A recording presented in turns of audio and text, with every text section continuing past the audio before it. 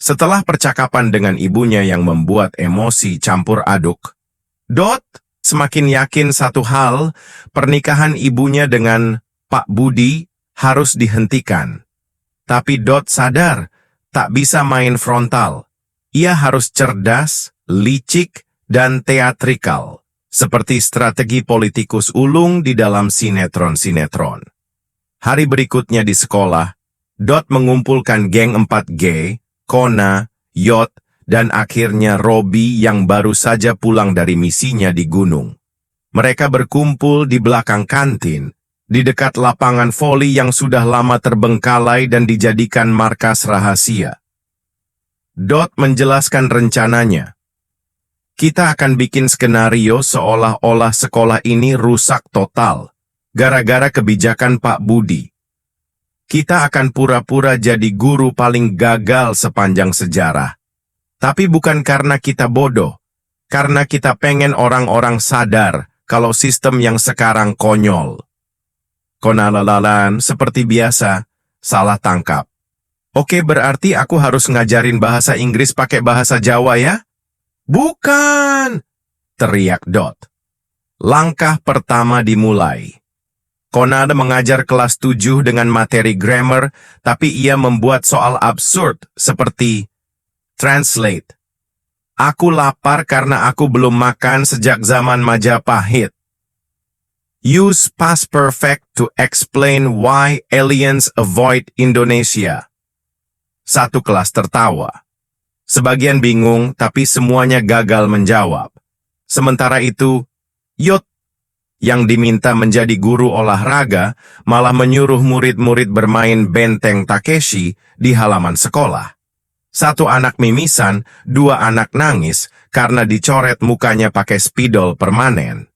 Robi yang seharusnya menjadi guru karate, justru mengadakan kelas meditasi diam selama 45 menit.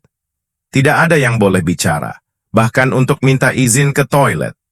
Hasilnya, dua anak ngompol di tempat duduk. Dot sendiri, ia jadi guru seni rupa, tapi tugas yang ia berikan adalah gambarkan wajah kepala sekolah menggunakan bahan-bahan dapur.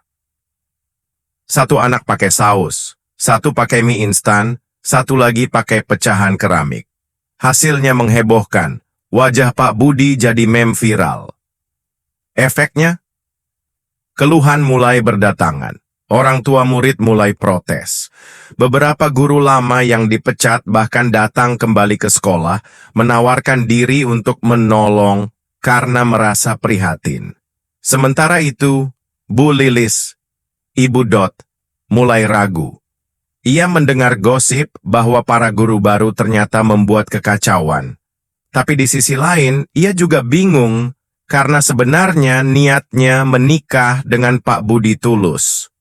Konflik makin rumit saat Pak Budi menyadari rencana Dot. Ia memanggil Dot ke ruangannya.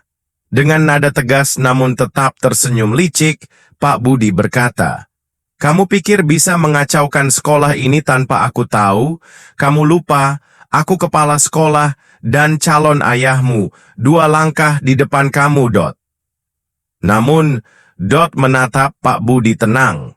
Ia mengeluarkan flash disk dari kantongnya. "Ini rekaman kelas-kelas kemarin. Sudah saya kirim ke grup alumni, ke grup wali murid, dan ke dinas pendidikan. Kita lihat siapa yang 2 langkah di depan siapa." Pak Budi pucat. Permainan berubah. Hari-hari berikutnya jadi sangat menegangkan. Inspeksi dari dinas datang. Para wali murid berdatangan. Video-video dari kelas olahraga dan kelas bahasa Inggris yang absurd menyebar di media sosial. Meme tentang wajah Pak Budi dari bahan dapur menjadi viral dan mengundang komentar dari influencer. Tapi yang mengejutkan, reaksi publik bukan hanya marah, melainkan juga kagum. Banyak yang menyangka itu bagian dari metode pembelajaran kreatif. Ada yang mengira ini bagian dari kampanye sekolah merdeka ala kurikulum baru. Sekolah justru jadi terkenal dan jumlah pendaftar meningkat drastis. Pak Budi tertawa menang. Terima kasih, Dot. Kamu justru menyelamatkan sekolah ini dan membuat ibumu semakin ingin menikah dengan aku. Dot nyaris gila. Tapi sebelum semua berubah menjadi kemenangan Pak Budi, Ibu Dot tiba-tiba muncul. Pak Budi, saya pikir-pikir lagi. Kalau menikah dengan Anda artinya anak saya harus terus hidup di dalam drama seperti ini. Saya mundur, saya lebih pilih hidup tenang. Pak Budi, shock. Dot diameter kona, tertawa sambil bilang, berarti aku masih bisa ngajarin bahasa Inggris pakai pantun Jawa. Akhirnya, pernikahan batal. Guru lama diangkat kembali, dan para anggota geng 4G kembali ke posisi semula sebagai murid. Tapi bukan berarti semuanya kembali normal. Dot dan kawan-kawan tetap jadi legenda sekolah, dan kisah mereka dituliskan dalam buku tahunan dengan judul Murid Jadi Guru, Sekolah Jadi Drama.